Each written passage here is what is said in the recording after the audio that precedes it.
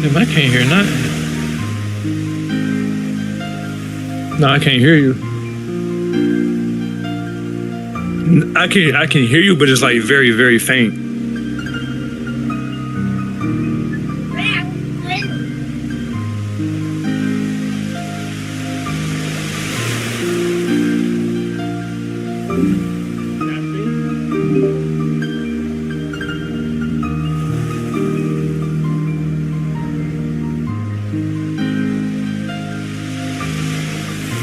Yeah, but like I said, it's barely, I can barely hear you.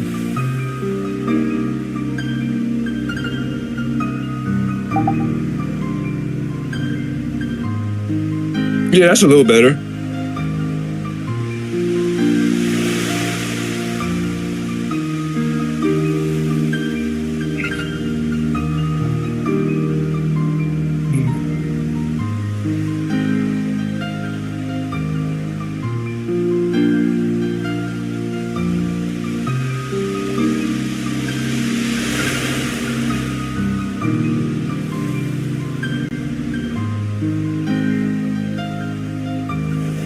Man, we're about to get our ass handed to us by the Dodgers.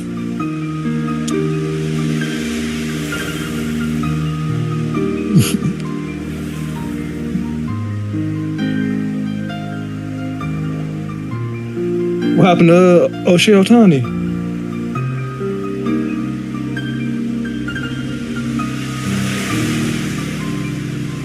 I'm saying he's still pitching though, right? Okay. Yeah, I think he is. I just gotta share the link out, then we can get started. I didn't think anyone was gonna come on, so that's why I'm like, fuck it, might as well start it.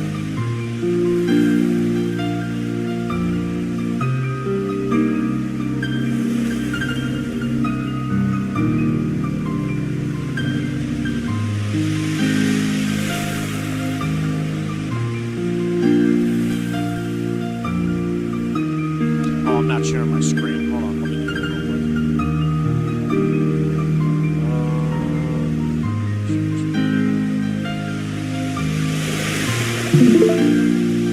There we go. I think you can see it now, can't you? Yeah. Okay, cool.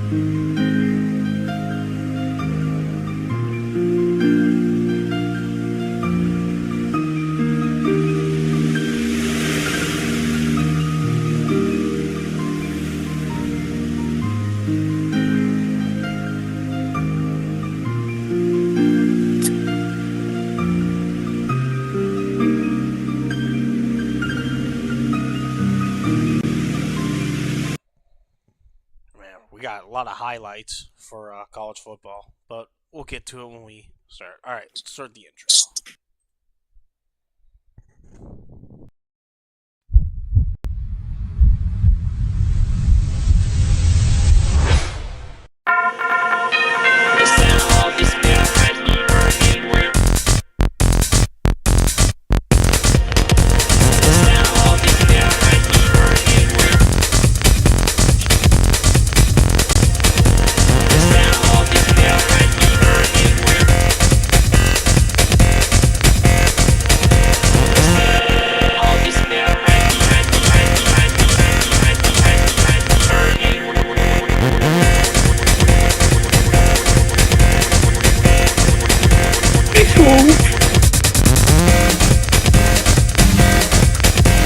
Wait, is that game out?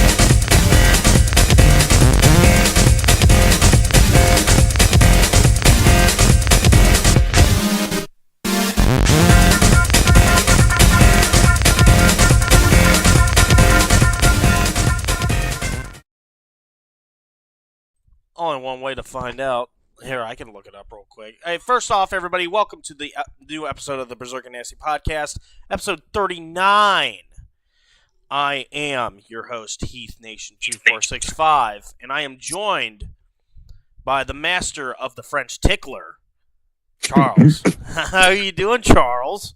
What's happening? All right, what is that game again? The Halloween game? Oh, yeah. No, that used to be one of my favorite wrestling moves. It was so funny.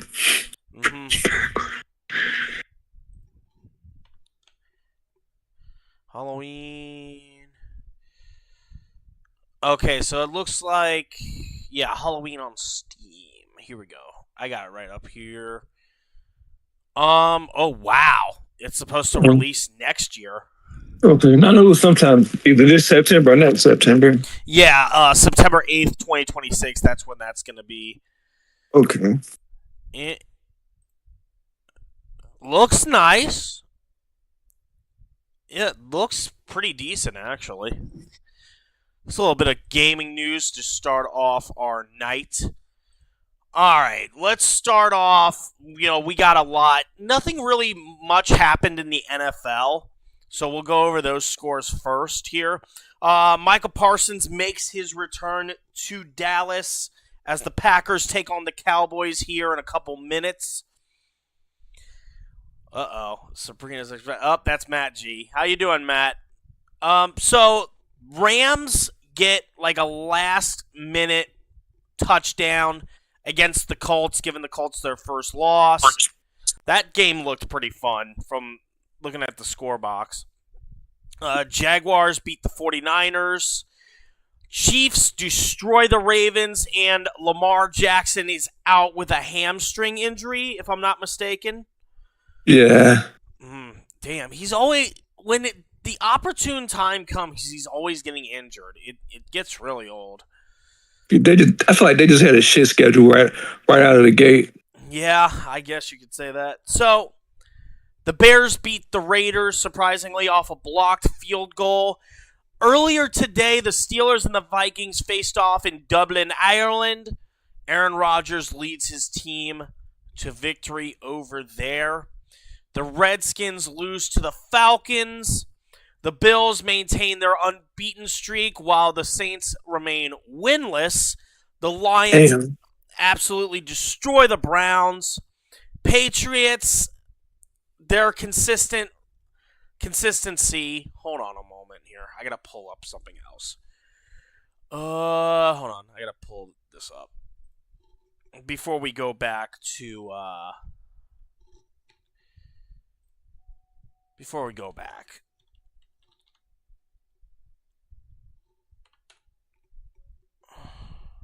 At this point, how much more bad can Shador be? Yeah, that's true. Oh, I guess Flacco ain't got the magic after all. Okay, never mind. This story that I was gonna look up, we talked about it earlier this morning, but I can't find the article for it, so I'm just gonna forget about it. So anyway, Patriots and Panthers, Giants hand the Chargers their first loss. So let me get this straight, right? What you're saying is the Chargers beat the Chiefs beat the Giants, and then the Giants beat the Chargers. How the fuck does that work? Then we get to this game. Eagles also stay undefeated. Tampa Bay got some big corn-fed motherfucker from Florida because they thought that they were gonna stop the tush push. How the fuck did that work? The Eagles are literally doing the same thing the motherfucking Chiefs did last year. They just getting lucky. I don't understand how they keep getting lucky. I wouldn't know. I haven't seen most of their games. Pissing me off. I mean, the only thing I don't like about the Eagles is their fan base. They can get pretty nauseous at times. But anyway, in what Urinating Tree would call the Tank Bowl, Texans beat the Titans to get their first win, while the Titans remain winless. And that's crazy. Like, what the fuck happened? It's too early for CJ Stroud to be falling off. I mean, what does their roster look like? Here, let me. Like he was just balling out the last 2 seasons, back to back playoffs and everything. And now it's just like, what the hell happened? Probably either changes to, the management, or there could be some underlying shit going on here. Damn, they got Nick Chubb. Yeah, they did. Just right after they got Mixon. How the fuck does that work? They still got Nico Collins too. I mean, they got Nico Collins. I mean, who's the guy from Houston that they have? Let me look at their injuries. Houston. Tank Dell. Whatever happened to Tank Dell? I don't know what happened to him. Or John Mechie. Is Mechie still injured? I ain't know Tyler Lockett went to the Titans. Oh, shit, he did. Oh, yeah, I did read something about that. And Van Jefferson, of course. Yeah, I read about that. Gunnar Helm, that dude's from Texas. But, yeah, it just doesn't look like that their depth has been able to help them. Because, I mean, either their depth isn't really helping them that much, or they're not really broken into the system. Someone like Dalton Schultz, for example. That's my theory on the whole thing. Yeah, they fell off pretty fast. Yeah, it was a big fall off. So Seahawks and Cardinals played on Thursday night. I actually, decided to bite the bullet and get primed to watch this game. And it actually wasn't half bad, despite the fact that Kyler Murray played like shit. Well, you don't got Prime? Amazon Prime, no. Your parents ain't got it? No. Oh. I mean, we have everything else except that. Ain't that? I guess y'all probably don't do a lot of online shopping. No, not really. Mom does, but I typically don't. I normally go to other websites to get my stuff. That's the only reason I got it, just to do online shopping. Mm-hmm. But anyway, tomorrow night, the Jets and the Dolphins play another episode of the Tank Bowl, and then the Bengals and Broncos. Of course, Justin's been running his fucking mouth about that. It's crazy because I watch it, but I never figured out how it works. What's that? That schedule. Is it like one game on ESPN and one game on another channel? No, here it is. ESPN and then ABC. Oh, okay. So is that for every that's every Monday night? I think it's just the first 2 or 3 weeks that they do this. Because they're trying to remember the players were complaining about like flex scheduling and all that horse shit. I think this was the response to all that. Because two games on Monday night. Yeah, so I think if I remember from last year or 2 years ago, no, it was last year. They had Joe Buck and Troy Aikman on one game. And then they had the college football guys for ESPN. Chris Fowler and Kurt Herbstreit announced the next game. That's what I remember. Because I think it was on because they had Eli Peyton Manning show, whatever the fuck that was. Oh yeah, that's on ESPN too. That's like a simulcast, kind of like what Pat McAfee does with the college games. Yeah. So there's that. But anyway, I know the guys in the Discord have been talking a lot of shit about that game. Anyway, we got some house cleaning to do when it comes to college. So, as you can see on my screen, I got 5 games that we're going to be highlighting here. So, without further ado, let's start off with the first one. This is a game that I was watching off to the side, just kind of see what happens. Army and East Carolina faced off on Thursday, and it was one of the most physical games I've ever seen. Like, that scoreboard that you're seeing right there doesn't do it justice. Like, these two teams were beating the shit out of each other in the trenches because they kept running the ball. And the times where they threw it, they were coming up with big plays. East Carolina, of course, won, but I just want to show this how fluid and flawless this fake punt was. or this fake field goal. So let's take a listen here. Fake. Got it. Pirates. Touchdown. Holy shit. That's one of the best fake field goals I've ever seen in a long time. That was awesome. But then we move to the Friday shenanigans. Florida State. What's up? See, that was a little at the end. Kind of got a little controversy. Oh, it did. Here, we'll just wait until this ad clears. So, yeah, Florida State and Virginia. We're gonna talk a little bit about that. After this stupid ad is done here. From they were saying the refs gave them more time on the clock. Who? Virginia. Oh, Virginia. Okay, so let me see if I can find that jump pass. So Virginia has started to. Looks like they're starting to rebound a little bit. They've always been, just down in the dumps. They could never get a decent victory. What happened? And they go up against Florida State here.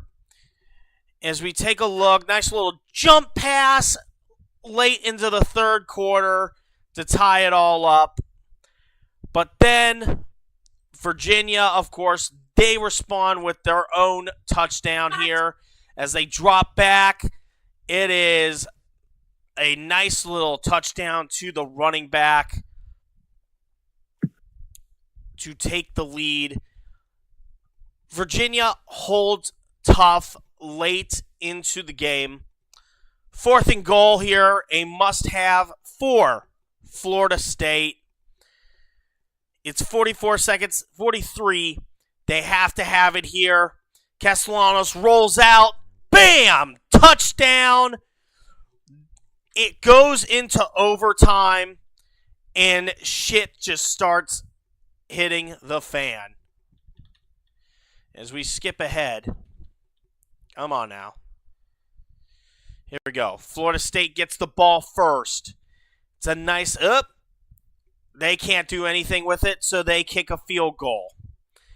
Virginia, they can't do anything with it either, so they kick a field goal. And then the quarterback here in second overtime's like, you know what?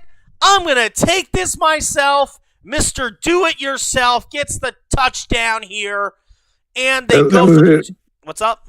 That was it right there. Oh. No, after this play, they sent their field goal team on the field.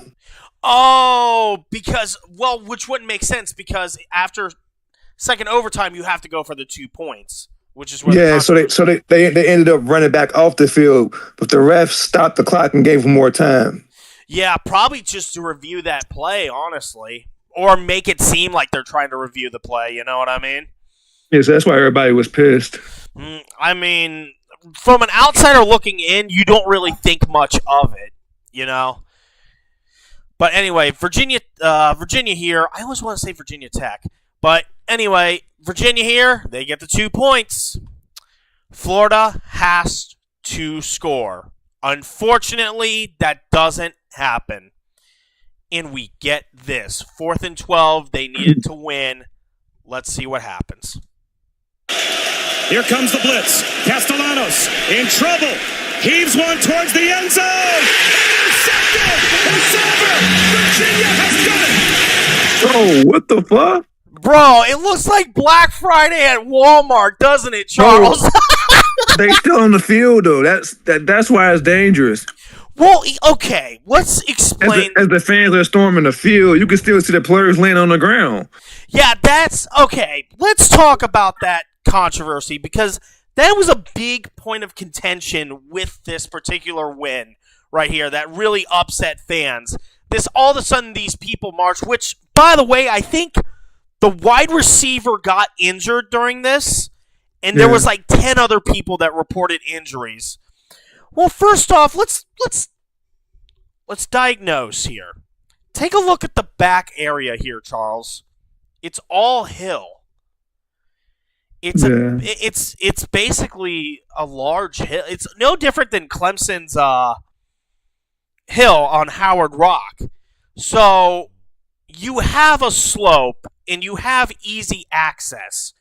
So no wonder you have so many fans just lined up right here along the sidelines. Now, a lot of people were saying, this is why that, they should just ban the rushing of the field. Well, at the same time, I can understand where they're coming from, but I don't think banning it. I think banning it would actually make it worse, because if you have this much standing room only, and you have fans congregated like that, you're actually risking more of a crush. I mean, look at recent events. Don't schools get fined for that? Oh yeah. Tennessee. You brought up Tennessee earlier when they ripped the goalpost down. They got fined I think it was $50,000 for that. Yeah. They'll get fined for sure. Here's the thing, right? There have been many disasters. Take a look at Travis Scott's Astro World, where everybody's crammed up to the front to the point where a child got crushed, right? Was it a child, if I'm not mistaken? I think so. And then you have a little bit of an unknown disaster here. I brought it up with you, Charles. It was a thing called the Hillsborough disaster. It was over in England during a soccer match. It was Nottingham Forest, and I can't remember the other team. It might have been Arsenal. But the area was fenced off, and the security guys were basically pushing people into the gates, and people basically suffocated or got crushed underneath other people's feet. It was really bad. I think 30 or 40 people died. So I understand the part where we need to have a more peaceful rushing of the field. But you can't cram fans like that. You're just asking for disasters such as Astroworld or Hillsborough, or even here in Cincinnati when we had the Who concert, Was it like that all game? I don't know. Or did they just come down there during overtime? That's a good question, honestly. Let's take a look at some of these highlights. Let's go back to the highlights, I should say. Let's go back to the highlight video. Might get some clues. It looks like it's just a sloped area. Okay, never mind. Let's reload. Come on. Right here. This is where they storm. I don't know, Charles. It looks like... So they wasn't down there on the field the whole time? They weren't down there. They might have came down after when overtime started from the looks of things. Yeah. But it is a sloped area. You can see how much access that you have to the field. It's literally just a slope down there. And also, another thing to note, Virginia's never had a big win against a school like Florida State ever. You just hear about their team and it's just in passing, Not even when Vic was playing? Vic played for Virginia Tech. Oh, that's right. I always think he played for Virginia. No, he was playing for Virginia Tech. You know what? You know what's throwing me off is the colors, because Virginia Tech and Virginia use that little moderate orange, so that's probably what's getting thrown off. But yeah, but also another thing too is these it's hard to believe that these players could get injured after getting stomped on because they're wearing all that padding, and the helmet. Yeah. It's weird how that works. I don't know, man. But anyway, another team that got a massive win was our boys at the Bearcats.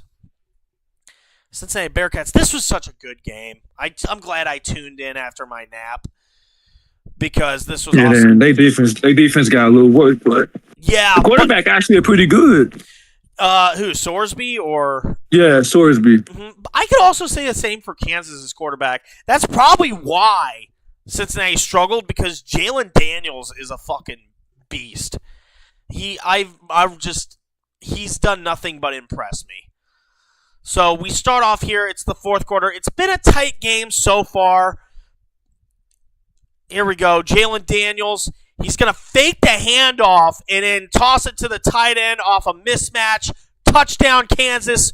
1 minute and 45 seconds left to go in the game. Cincinnati's got to march down the field.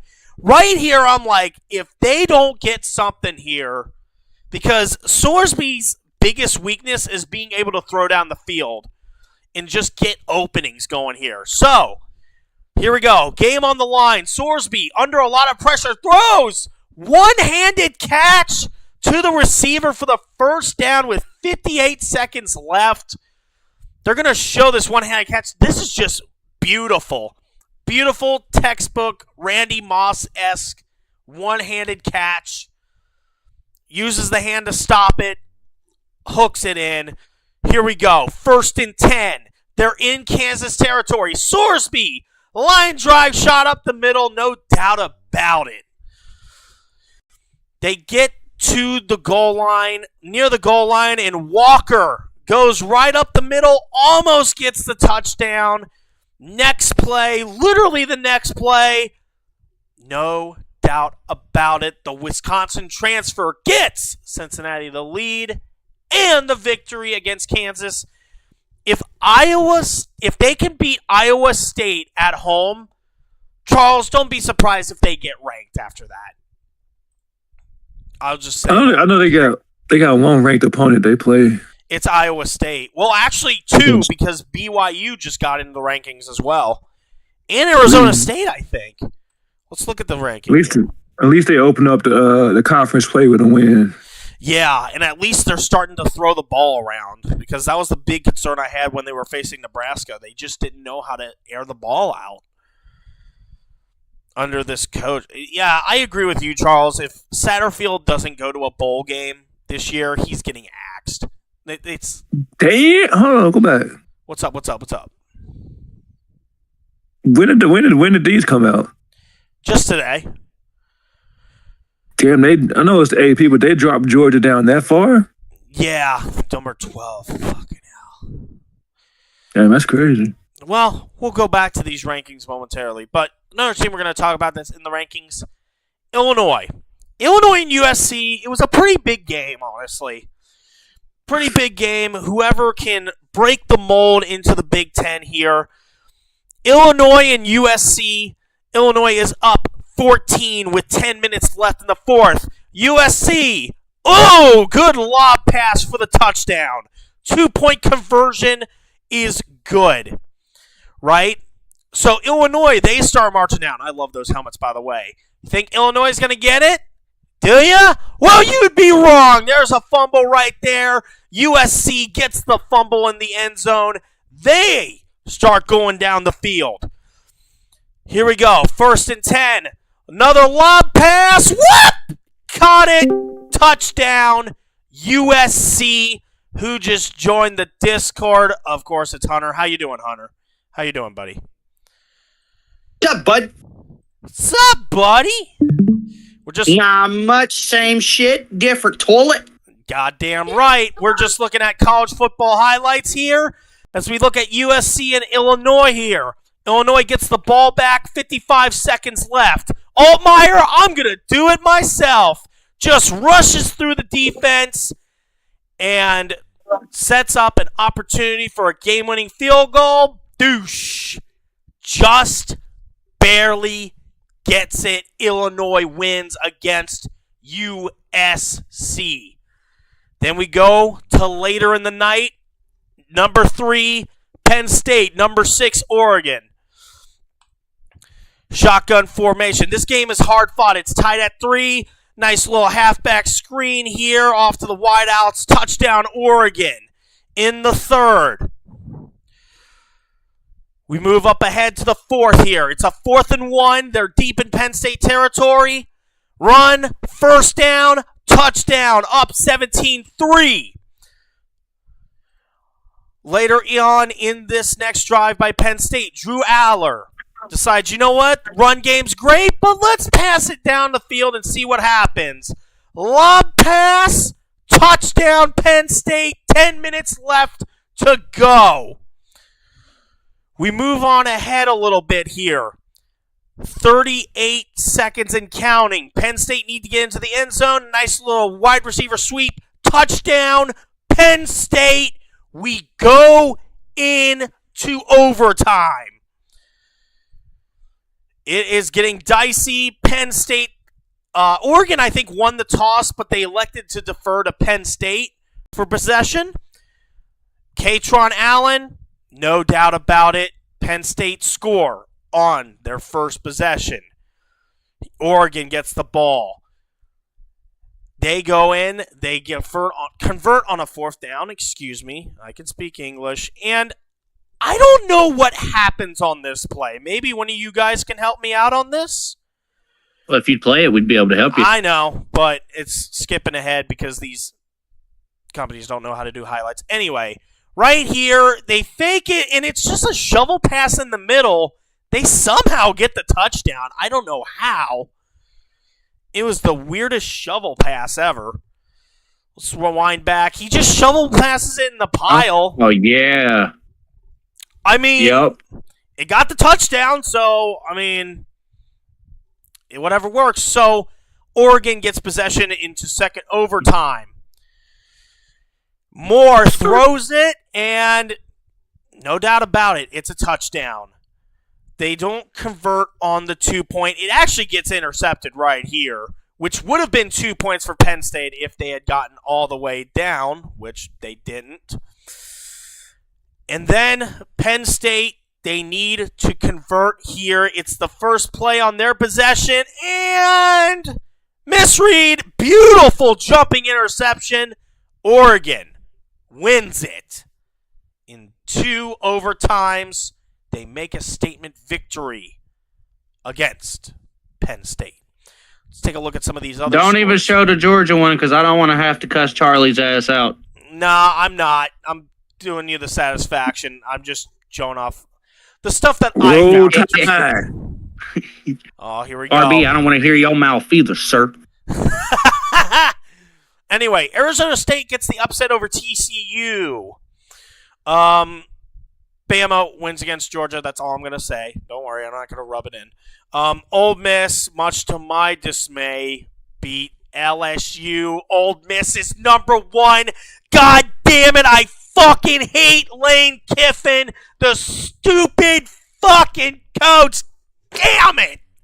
They lead the SEC. I fucking hate my life now. Texas A&M gets a win. Indiana, they're going to be facing Oregon next week, which is going to be fun as fuck. Iowa State, they are still dominant. Georgia Tech wins a very close game in overtime against Wake Forest. Tennessee wins a close game against Mississippi State. And there's some other stuff here. Let's see. Anything of note? Of course, I think Louisville made a 17-0 comeback against Pittsburgh to win that game. UCLA. What's up? So you ain't mentioned the Notre Dame game. Yeah. That one got ugly. Oh yeah, their coach got fired. See if you can guess who their interim is. Charles Hunter. Who is Why? It's fucking Bobby Petrino.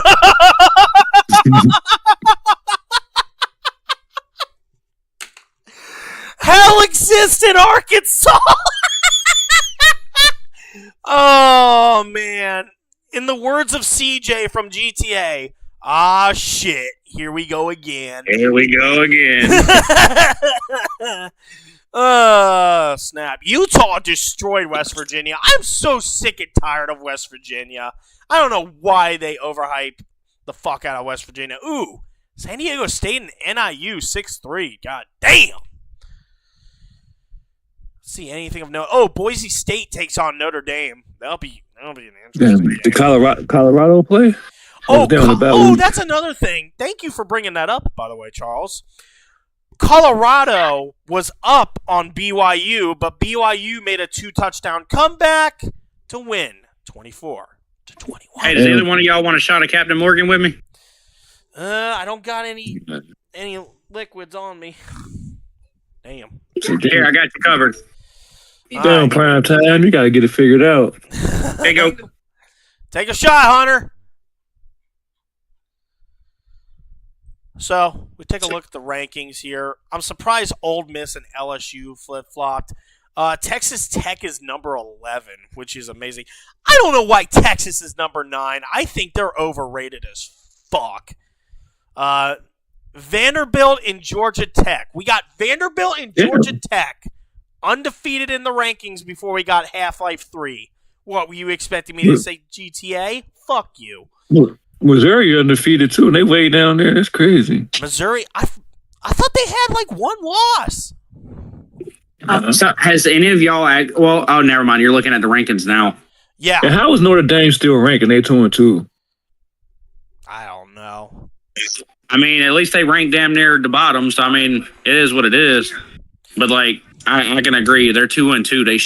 They shouldn't be ranked. You got teams right there that's 4-0. That's not even fucking ranked above them. Like, it's ridiculous. And by the way, I forgot to point this out when I was doing the scores. Memphis also won. They're undefeated. Why haven't they cracked the top 25? Because they beat Arkansas, for fucking out loud. It's insane. Oklahoma's number 5. Kill me, please. Don't let JR hear you say that. Mm-hmm. By God. So, now let's get on to the main event. The fucking New York Mets lost! Let's go! Look at all these stars here. Juan Soto, Pete Alonso, Francisco Lindor. He becomes a free agent. And you mean to tell me all these stars, all the contracts, and you still can't make the playoffs?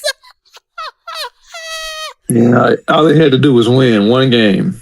One game. You lost to the Marlins. How? How? They've been on a downward spiral for a while. They could have easily knocked the Reds off. They could have, but inconsistency is a thing here. Now, I got dropped this video by Oh my God. It looks like Heisenberg gained a lot of weight here, or it looks like Queso's lost cousin. Anyway, I guess this is like a New York Mets fan. DS sent this to me, friend of mine, friend of the channel. All right, I want to listen to this with you guys, of course. Well, there you have it. The most heartless, gutless group of fucking losers you've ever fucking seen. And now they're going to let Pete Alonso walk. They're going to let Adam Diaz walk. And you have David Stearns, who thinks that players like Frankie... I guarantee you next year you're going to see Josh Bell and Kyle Freeland on this fucking team. Because that's the type of player he got. Cedric Mullins. Fuck him. Ryan fucking Stanek. Fuck him. Yeah, there's so many players this year fucking didn't show up. Soto, Soto, good numbers, but, really didn't have a great season. Yeah, that's the thing with these big teams that never gets called out by the media or anybody. You get these big teams and you expect big things, but when it comes to these like key matchups, they're nowhere to be fucking found. It's depressing, and it never gets talked about nearly as much as it needs to, except for your typical channels like Urinating Tree, who are on it like flies to shit. I don't care how close the game to 40-40. There was not much clutch in him. Alonso was their best player. Lindor had a decent season. But this year, this heartless fucking bunch of fucking losers. This fucking I'm never going to see this team win. I'm never going to fucking see this team win. And that's just miserable. Last year was so fun. And that they didn't build on it. In fact, they tore it down. Last year was OMG. This year it's what the fuck. And what's next year going to be without Pete Alonso? What's next year going to be without Adam Diaz? You watch, they're going to sign Josh fucking Bell. They're going to sign fucking Kyle fucking Freeland with his 18 fucking losses. Because that's what fucking David Stearns does. He thinks he's smarter than everyone else. He doesn't get anyone that's good. He gets projects. Projects don't work! Bruh. What a miserable fucking season. What a miserable motherfucking season. It was beautiful. Every last minute of it. It's beautiful. I'm so sick of the Mets. They're always, my underdogs. They're the underdog story. Shut the fuck up.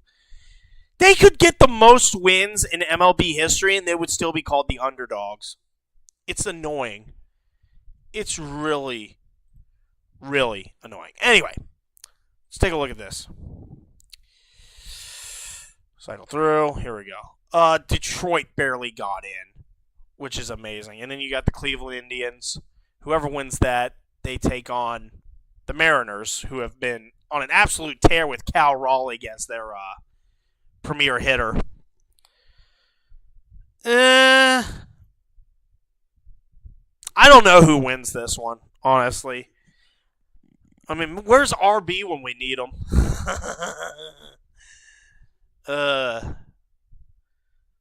I'll go, you know what? I'll go Cleveland in 3. What do you guys think? I pick Cleveland. Yeah. Okay. Because I think Cleveland has just been like a resurging team. And it's always the teams that peak at the right time that always make the deep runs. So, yeah, I'm going to go Cleveland. Next, we have traditional matchup here. Boston and New York. The winner takes on the Blue Jays in the ALDS. Who do we got here? I go New York. I'm leaning a bit towards New York, but I wouldn't be surprised if Boston gets the victory because both teams are practically similar. Like, they got their star players that are making hits, but pitching has always been a massive inconsistency. So I think it's going to come down to who just balls out in the pitching department. That's my thoughts on the matter. Dodgers and the Cincinnati Reds. Let's hear it. Of course, we got the Reds. Of course you do. Everybody got the Reds. I'm going to be honest. I don't know who wins this one. I don't know because the Dodgers are an awesome team. Perfect team, right? But pitching has been a massive issue.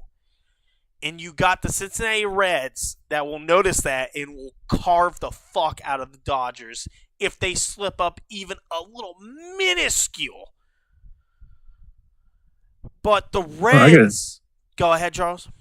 I guess it depends on who's pitching for the Reds, too. Right. I mean, I'm a fan of Hunter Green, but he can be off a lot some days. Yeah. With the Reds, it's all about players stepping up. Because De La Cruz, he'll have his moments, and then he'll just go flat.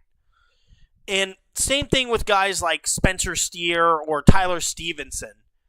Yeah. So it's really going to come down to just who steps up to the plate, no pun intended, and who can get their act in place at the right time. So I say either one. Padres and Cubs. Well, you already know who I'm going for here. You already know. I should take the Cubs. Yeah, I mean, don't get me wrong. I've always had a soft spot for the Padres, but Cubs just look better. Sure, they've been playing here or there near the end of the season, but at the same time, you know, when it comes to the playoffs, well, hindsight's 20/20. And then who do we got for the World Series here? I think Milwaukee take it all, really. You think Milwaukee? Yeah, Milwaukee just hasn't impressed me these past few years. Like, they're always first round actions. Even this year when they was like, what they going, like 13-0 run? Or? I think so. It was something like that. It was the hottest thing walking in baseball. But the last few seasons, they've just kind of played like shit in the playoffs, in the wild card nonetheless, and they've just choked it away in the worst ways possible. Yeah. The Phillies I know can get it done. That's my personally, if I had to go with it, I'm for the NL, I'm going for my Cubbies, and I just want to say fuck everyone. I have the Yankees in the AL. Because the Blue Jays and the Mariners, they're an unknown quantity. They've barely had, I don't think any of those guys have major playoff experience outside of the wild card. So I think that's going to come back to bite them. And I think the Yankees are going to be more hungry because of the fact that they lost the World Series last year. So I got Yankees and Cubbies going all the way. Charles, what do you got?